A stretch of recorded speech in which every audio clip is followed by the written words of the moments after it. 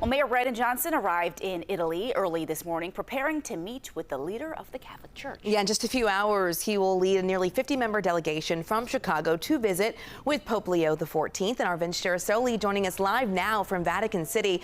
Vince, great to have you here on the show. We'd love to hear more about what we know about the mayor's visit and what they hope to accomplish even today. Well, Audrina and Marissa, this is a monumental day for Mayor Johnson. He touched down early this morning and he has some time to rest before his one-on-one audience with Pope Leo XIV, the first American Pope, but also Chicago born and bred. There are 46 members total, including the mayor, in this delegation. The mayor will be meeting with the Pope at 4 o'clock this afternoon. He'll speak with the Pope for about 30 minutes, and then afterwards, the entire delegation will have a chance to meet with Pope Leo XIV. We have the complete list of the delegates that's been released now, and they include members from the religious community and from the business community, as well as city government.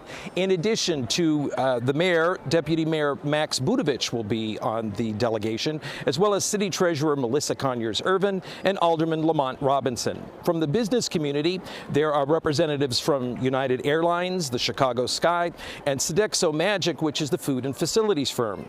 From the religious and educational community, we have the presidents from both Loyola and DePaul universities, Yusef Jackson from the Rainbow Push Coalition, and Father Juan Vargas from Our Lady of the Rosary, one of only 2 members of the Archdiocese of Chicago who are taking part in the trip, as well as Reverend Stephen Thurston, pastor at New Covenant Baptist Church. Yesterday, a few members of the delegation toured sustainability sites throughout the city of Rome with representatives of city government.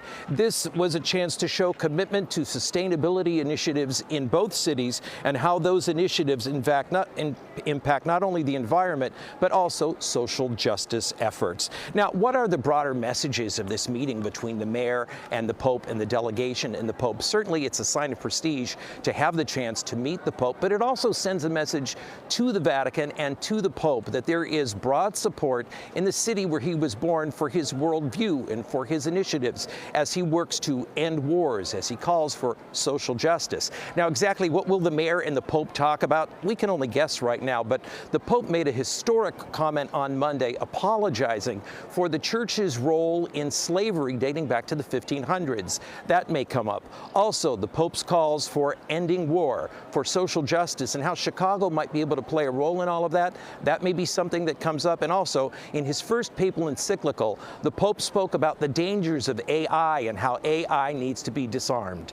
Also, you can't get 2 guys from Chicago in the same room, and there's not going to be some discussion about sports. We understand that the mayor has brought along a fair amount of tchotchke representing all of the Chicago sports teams, but I have to say, I don't think any gift can change the Pope's mind when it comes to the baseball team that he supports, the Chicago White Sox. As we said, at 4 o'clock Rome time this afternoon, the mayor and the delegation will be meeting with the Pope, and we'll bring you complete details. Till then, reporting live from the Vatican, I'm Vince Girasoli, CBS News, Chicago. Vince, yeah, I think you're right about the Pope sticking with his South Side Sox. I do want to ask really quickly, you mentioned not only the mayor, but several of public officials here from the city in that delegation. So taxpayers always want to know who's paying for this trip.